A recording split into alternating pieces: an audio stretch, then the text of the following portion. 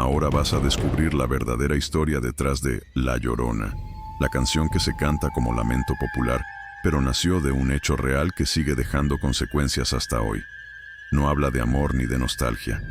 Habla de una mujer que ahogó a sus hijos y de un llanto que continúa escuchándose en ríos, canales y caminos de México, siempre de madrugada, siempre con el mismo patrón. Quien reconoce ese canto en la noche no lo confunde con música ni con viento. Es un grito largo, quebrado, que engaña a la distancia y provoca reacciones físicas inmediatas, rigidez en el cuerpo, dificultad para hablar, pérdida total de orientación. Lo que vas a conocer ahora no es la versión suavizada que se canta. Es la secuencia real de hechos que dio origen a la canción y la razón por la que, siglos después, ese nombre sigue asociado a encuentros que cambian a las personas para siempre. La historia se vuelve verdaderamente oscura cuando se cuenta cómo ocurrió y no cómo se canta. No empieza con un grito, empieza con una caminata silenciosa en la Ciudad de México colonial, cerca de lo que hoy sería el antiguo cauce que alimentaba los lagos de Xochimilco. María avanza despacio, muy de madrugada, cuando las calles ya no tienen velas encendidas y el agua refleja solo sombras. Lleva a sus hijos tomados de la mano, no los arrastra, no los empuja. Camina con una calma que resulta inquietante. El suelo está húmedo, la orilla resbala y cada paso deja una marca clara en el barro. Cuando llega al punto donde el río se ensancha y la corriente se vuelve más oscura, se detiene. No mira alrededor, mira el agua durante varios segundos, como si escuchara algo que los demás no oyen. Entonces baja primero a uno de los niños. El cuerpo desaparece bajo la superficie y el sonido no es un chapuzón. Es un golpe apagado, pesado, seguido de un silencio brutal. El segundo cuerpo entra igual. Todo ocurre rápido. El río absorbe, cubre y sigue corriendo como si nada hubiera pasado. María queda sola en la orilla, con los brazos mojados, respirando de forma irregular, hasta que el llanto sale por primera vez. No es un grito fuerte, es un lamento profundo, largo, que parece venir de dentro del pecho y no de la garganta. Ese sonido no se detiene esa noche, se repite en las siguientes, y siglos después, sigue saliendo de lugares donde el agua toca la ciudad, recordando exactamente el punto donde todo empezó. El llanto no quedó atado al cuerpo de María, quedó atado al lugar exacto donde el agua tocó por última vez a los niños. Las primeras noches, los vecinos no salían a mirar. Escuchaban desde detrás de las puertas de madera, con las velas apagadas, porque el sonido no pedía auxilio, exigía atención. Era un lamento continuo, sin pausas, que atravesaba las paredes y hacía vibrar los recipientes de barro. Quien se asomaba por una rendija veía la orilla vacía, pero escuchaba el llanto desplazarse sin mover el aire, como si recorriera la ribera sin usar pasos. Al tercer día, un hombre decidió seguirlo. Caminó hacia el río convencido de que venía del centro del cauce. A cada paso, el sonido parecía alejarse. Cuando llegó al borde, descubrió que el llanto no estaba delante de él, estaba a su espalda. El agua a sus pies comenzó a ondularse en círculos lentos y, en la orilla, aparecieron marcas frescas de pies descalzos saliendo del río. El hombre no corrió, se quedó rígido, escuchando cómo el llanto bajaba de tono y se convertía en un llamado dirigido solo a él. Desde esa noche, se estableció la regla que nadie discute. Cuando el llanto suena lejos, la Llorona está demasiado cerca para escapar.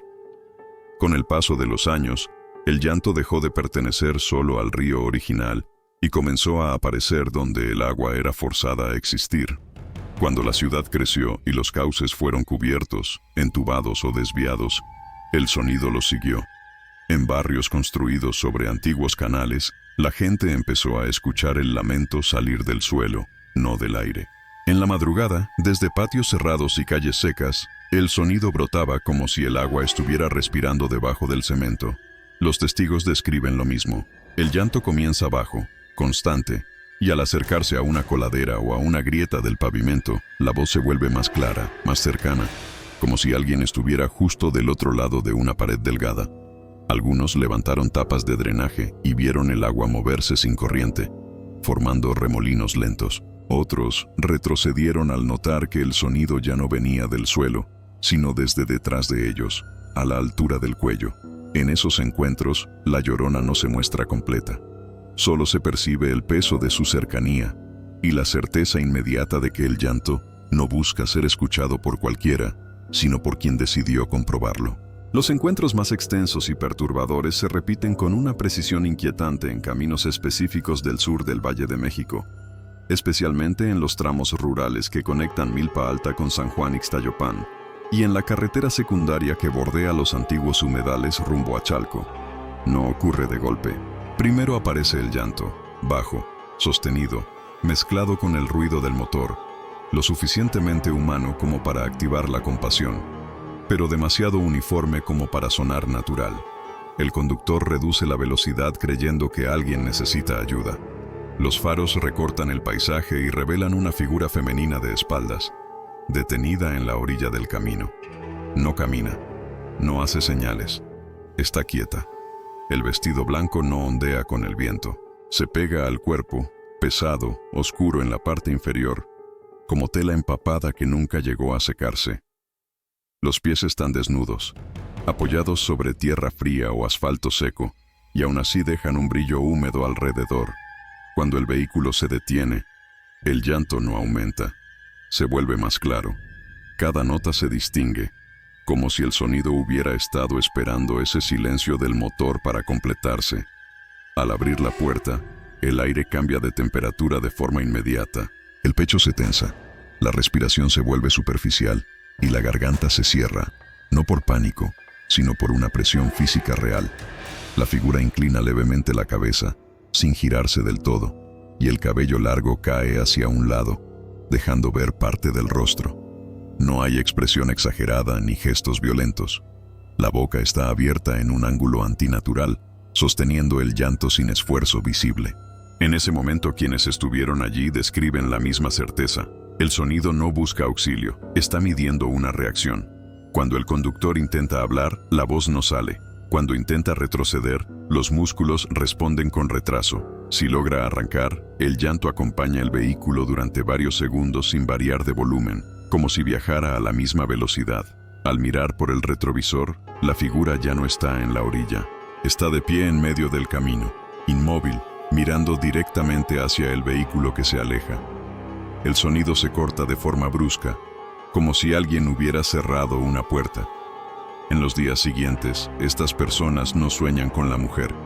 Sueñan con agua subiendo lentamente por habitaciones cerradas, escuchando ese mismo llanto desde el interior de sus propias casas. Lo verdaderamente oscuro comienza cuando el nombre La Llorona deja de ser un sonido externo y pasa a instalarse en la vida cotidiana. En Coyoacán, Iztapalapa y zonas antiguas de Tláhuac, hay testimonios que describen la misma secuencia después del encuentro. No ocurre la misma noche. Empieza días después, cuando la persona cree que todo terminó. A las 2:17 de la madrugada, el sueño se rompe sin ruido previo. Los ojos se abren solos y la primera certeza es física. El aire del cuarto está más frío que el resto de la casa. No hay viento. No hay ventanas abiertas. El sonido aparece entonces, muy bajo, como agua moviéndose en un recipiente grande. En algunas casas proviene del baño, en otras de la cocina, en otras de paredes que no colindan con tuberías. En San Andrés Mixquic, vecinos cuentan que el sonido sale del suelo de las habitaciones, como si el antiguo lago siguiera respirando bajo las losas. Quienes se levantan para comprobarlo notan un detalle que se repite.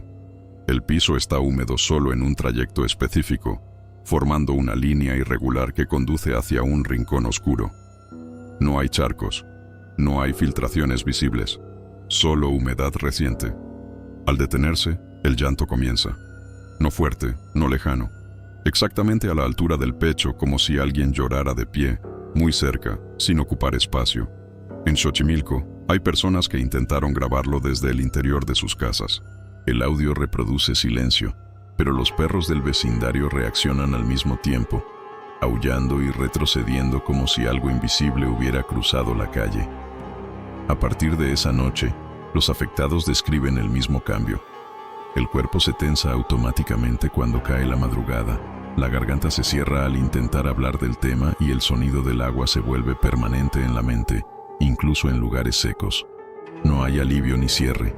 La Llorona no persigue, no vuelve a aparecer. Se queda, transformando la casa, el horario y el silencio en recordatorios constantes de que el llanto no fue escuchado por accidente. El rostro no es el de una mujer viva ni el de un cadáver común. Los testimonios coinciden en que es un rostro detenido en el momento exacto de la pérdida, como si nunca hubiera avanzado un segundo más. En Xochimilco, un remero que la vio a menos de 5 metros describió que la piel no tiene arrugas normales ni rigidez de muerte. Está inflamada, lisa en algunas zonas y hundida en otras, como un cuerpo que pasó demasiado tiempo bajo el agua sin llegar a descomponerse del todo. Los pómulos sobresalen, pero no por delgadez, sino por tensión, como si los músculos estuvieran contraídos desde hace siglos. Los ojos no miran alrededor. Se fijan en un solo punto, directamente en quien la observa, sin enfoque humano, sin seguimiento de movimiento. No parpadean porque no necesitan hacerlo. Están cubiertos por una película brillante que refleja la luz de forma irregular, dando la impresión de que siempre están mojados. La boca es lo más perturbador. No grita, no se abre y se cierra. Permanece abierta en un ángulo constante, antinatural, sosteniendo el llanto como si fuera una función mecánica y no un acto emocional. Los labios no tiemblan, la mandíbula no se mueve. El sonido sale desde más adentro, desde el pecho y la garganta, como un conducto que quedó abierto. En Tepito, un policía que la vio reflejada en un charco afirmó que el rostro no proyectaba sombra completa, solo fragmentos, como si la luz no pudiera terminar de tocarlo. En Puebla, otro testigo dijo algo clave. El rostro no expresa rabia ni tristeza visible. Expresa reconocimiento, como si al mirarte confirmara que ya no está sola en ese recuerdo. Eso es lo que desarma a quien la ve. No hay amenaza directa. Hay la certeza inmediata de que ese rostro no pertenece al pasado y de que, una vez visto, queda grabado con una precisión que no se borra, reapareciendo cada vez que el silencio y el sonido del agua coinciden. El último error es creer que el rostro es el final. No lo es. En Texcoco, Nezahualcóyotl y zonas cercanas al antiguo Lago de México, hay relatos que describen lo que ocurre semanas después de haberlo visto. La vida no se rompe de golpe, se desajusta. La persona empieza a notar que el silencio nocturno ya no es uniforme. Siempre hay un punto del espacio donde el aire parece más denso, como si el sonido pudiera formarse ahí en cualquier momento. El agua se convierte en un detonante. No importa si es un vaso, una ducha, una coladera abierta. Al escucharla, el cuerpo responde antes que la mente. El pecho se tensa, la garganta se cierra y aparece una certeza inmediata.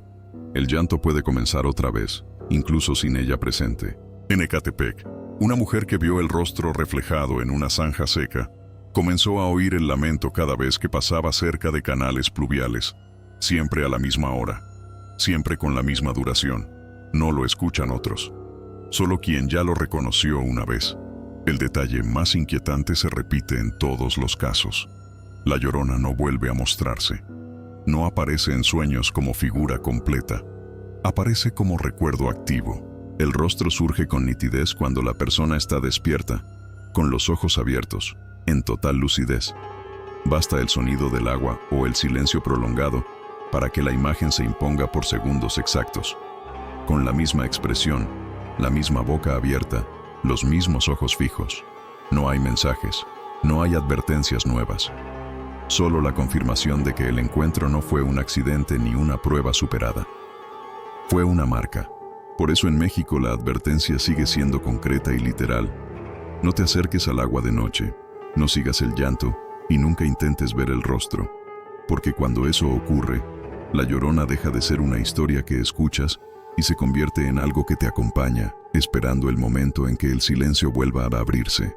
El cierre de esta historia se sostiene en datos concretos que siguen repitiéndose en lugares específicos del centro de México.